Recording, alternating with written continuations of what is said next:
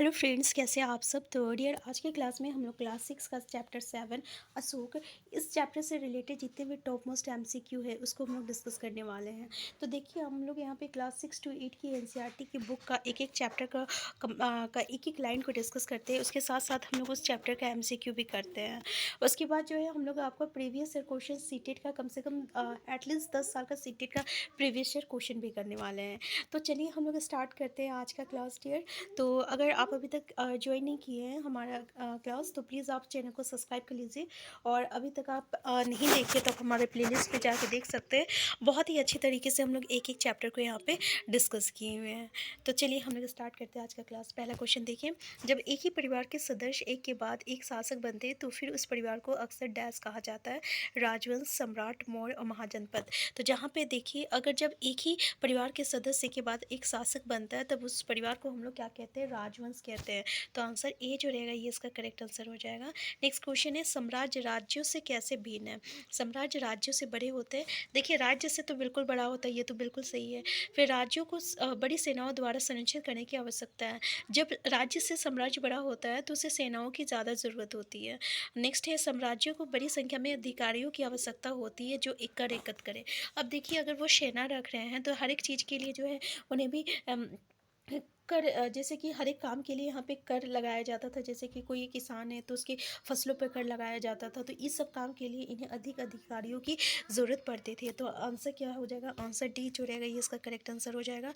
Next है, dash दुनिया के इतिहास में एकमात्र राजा है जिसने युद्ध जीतने के बाद विजय को त्याग दिया। चाणक्य, चंद्रगुप्त, अशोक और बिंदुसार। तो देखिए, हम लोग सम्राट अशोक के बारे में पढ़ रहे हैं तो आंसर सी इसका करेक्ट आंसर हो जाएगा। तो याद रखिएगा, जब इन्होंने कलिंग का युद्ध लड़ा था तो ये कलिंग कहाँ है पूछा जाता है। कलिंग जो है ये आपका कहाँ है, उड़ीसा में है, ठीक है। तो ये जब कलिंग का युद्ध लड़े थे, जब ये राजा बने थे उसके 8 साल बाद ये युद्ध हुआ था। ये भी क्वेश्चन आता है, राजा बनने के कितने साल बाद जो है ये राजा बने थे, सॉरी ये कलिंग का युद्ध हुआ था। तो 8 साल के बाद जो है कलिंग का युद्ध हुआ था। तो ये जब कलिंग का युद्ध हुआ था उसके बाद इन्होंने देखा कि लाखों लोग मर गए हैं, उनके खून और उनका मृत शरीर देखे इनका जो हृदय था ना वो परिवर्तन हो गया था। और फिर इन्होंने युद्ध जीतने के बाद भी विजय को त्याग दिया था और इन्होंने ये कसम खाए थे ना कि वो आज के बाद कभी भी तलवार नहीं उठाएंगे। और इसी चीज़ को जो है अपनी सोच और विचार को लोगों तक पहुंचाने के लिए इन्होंने अभिलेख और शिलालेख का सहारा लिया था। तो आंसर इसका क्या है, आंसर सी है, अशोक है। नेक्स्ट है आपका, डैश दुनिया के इतिहास में एकमात्र राजा है जिसने युद्ध जीतने के बाद विजय, सॉरी नेक्स्ट क्वेश्चन है, निम्नलिखित में से कौन सा जानवर हमारे राष्ट्र प्रतीक में दिखाया गया, बाघ, शेर और घोड़ा और हाथी। तो आंसर क्या हो जाएगा, आंसर हो जाएगा शेर, ठीक है। आंसर भी जो रहेगा ये इसका करेक्ट आंसर है। तो देखिए, यहाँ पे ये क्वेश्चन लग रहा कि क्यों है, लेकिन ये एनसीईआरटी में इस चैप्टर में डिस्कस किया गया है, इसलिए ये चैप्टर क्वेश्चन दिया गया है, ठीक है। नेक्स्ट है, निम्नलिखित में से कौन, नेक्स्ट क्वेश्चन है, हमारे राष्ट्र प्रतीक में कितने शेर दिखाए गए हैं, 2, 3, 4, 5। तो देखिए 4 दिखाए गए हैं। नेक्स्ट क्वेश्चन है, अशोक ने युद्ध नीति को किस युद्ध के बाद त्याग दिया था। तो अभी हम कलिंग का युद्ध बताए थे, तो आंसर ए हो जाएगा। नेक्स्ट क्वेश्चन है कि मौर्य वंश के संस्थापक कौन थे, बिंबिसार, चंद्रगुप्त मौर्य, अशोक और चाणक्य था। तो चाणक्य तो अशोक का सेना था, और इसी के मतलब ई पे मतलब कि क्या कहते हैं, सलाह के से ये आपका सम्राट अशोक बना था। और ये देखिए, चंद्रगुप्त मौर्य जो है ना ये आपका इसके संस्थापक है, मौर्य वंश के संस्थापक है।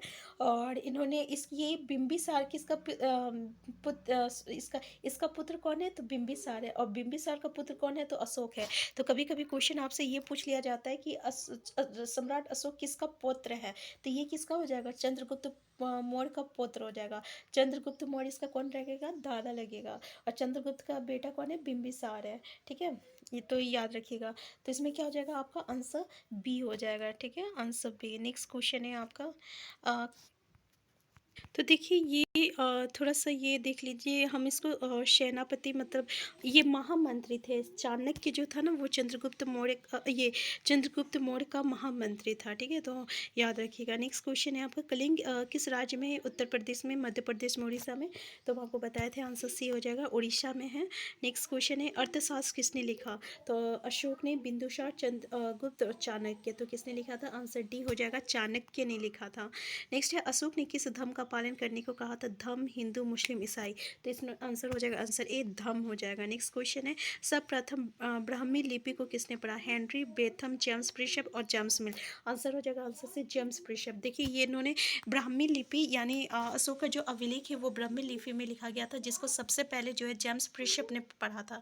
तो आंसर सी हो जाएगा। नेक्स्ट चंद्रगुप्त मौर्य के समय किस यूनानी राजा का राजदूत मेगेंथिस भारत आया?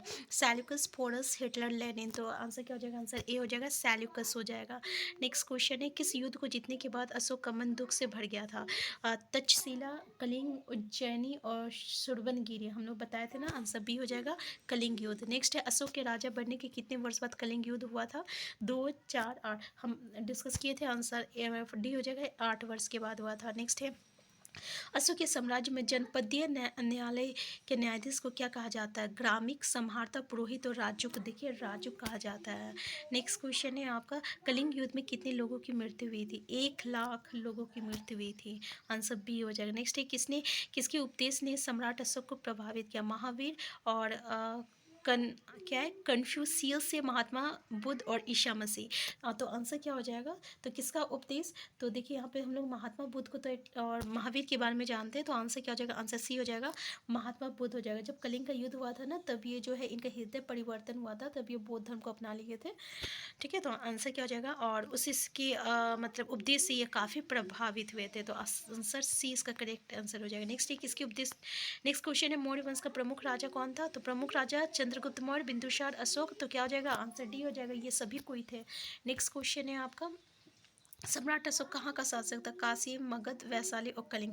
तो सम्राट अशोक जो था ये आपका मगध का राजा था। मगध जो था बहुत ही शक्तिशाली राज्य बन था उस समय। नेक्स्ट है दक्षिण भारत में 2200 से लेकर 1800 साल पूर्व तक किस वंश का शासक था? चोलो, चेरो और पांडव। तो इन सभी का था, आंसर डी हो जाएगा। नेक्स्ट क्वेश्चन है मौर्य साम्राज्य का पतन लगभग कितने वर्ष पहले हो गया था? 2200, 2300, 2000 और 2100। तो देखिए आंसर क्या हो जाएगा? 2200 पहले हुआ था। नेक्स्ट क्वेश्चन है अशोक के अधिकांश शिलालेख किस भाषा में थे? संस्कृत, मगध, प्राकृत। और याद रखिएगा प्राकृत भाषा में थी। प्राकृत किसी भाषा थी? यह आम भाषा थी। आम भाषा मतलब क्या कहते हैं? जो आम आदमी लोग जो बोलते थे उस भाषा को आम भाषा कहा जाता था, यानी प्राकृत भाषा। नेक्स्ट है शेरों के चित्र को कहाँ पर एक विशाल स्तंभ लगाया गया था? वाराणसी, सारनाथ, उज्जैन, दिल्ली। आंसर क्या हो जाएगा? आंसर बी हो जाएगा, सारनाथ। सारनाथ से एक क्वेश्चन आता है, सारनाथ में क्या है? तो सारनाथ का ये बौद्ध का स्तूप है। तो ये स्तूप किसका प्रतीक है? इससे पहले वाला चैप्टर में था, तो वो आपका उसमें सारनाथ में जो है आपका महात्मा बुद्ध ने पहली बार अपना उपदेश दिया था, और इसका पहला उपदेश का प्रतीक है आपका सारनाथ का स्तूप। तो आंसर बी जो रहेगा इसका करेक्ट आंसर हो जाएगा।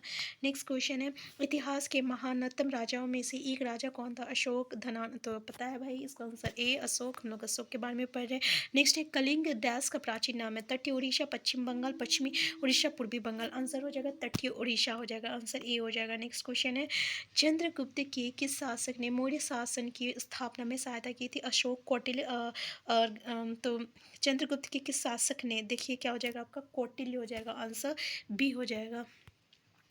नेक्स्ट क्वेश्चन अशोक के शिलालेख डैश लिपि में लिखे गए? ब्राह्मी, देवनागरी, प्राकृत और इनमें से कोई नहीं। तो प्राकृत में तो था ही और ब्राह्मी में भी था, और इसी को जेम्स प्रिशप ने पहली बार पढ़ा था। नेक्स्ट है कलिंग का आधुनिक नाम क्या है? पटना, उड़ीसा, केरल, बिहार। आंसर क्या हो जाएगा? आंसर बी हो जाएगा, उड़ीसा हो जाएगा, आंसर बी उड़ीसा। ठीक है, आंसर बी उड़ीसा कलिंग, याद रखिएगा। नेक्स्ट क्वेश्चन है अशोक किसके उपदेशों से प्रेरित हुए थे? महात्मा बुद्ध, वर्धमान महावीर, गुरु नानक देव और कोई नहीं। तो वो महात्मा बुद्ध से प्रेरित हुए थे।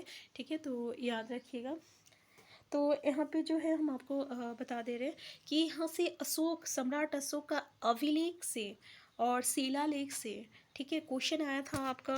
हमेशा मतलब हमें क्वेश्चन देखने को मिला है सीटेट में, तो इसका शिलालेख से क्वेश्चन पूछा जाता है। तो एक बार इसके शिलालेख को अच्छे से देख लीजिएगा, एनसीईआरटी की बुक में जो भी है उसी का स्टेटमेंट बेस आता है।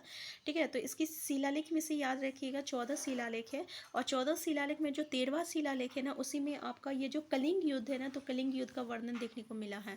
यहाँ से क्वेश्चन आता है, याद रखिएगा कि कलिंग युद्ध का वर्णन किस शिलालेख में देखने को मिला है? तो 13वें शिलालेख में देखने को मिला है। इसका कितना शिलालेख है तो पूरे 14 शिलालेख है, ठीक है। तो ये याद रखिएगा। इसके अलावा और भी कुछ है थोड़ा सा सम्राट अशोक के शिलालेख से रिलेटेड, तो प्लीज़ आप उसको एक बार ना देख लीजिएगा, क्योंकि वहाँ से क्वेश्चन ज़रूर आता है, ठीक है। तो हम फिर मिलते हैं नेक्स्ट क्लास में। चैनल में नहीं है, चैनल को सब्सक्राइब कर लीजिएगा।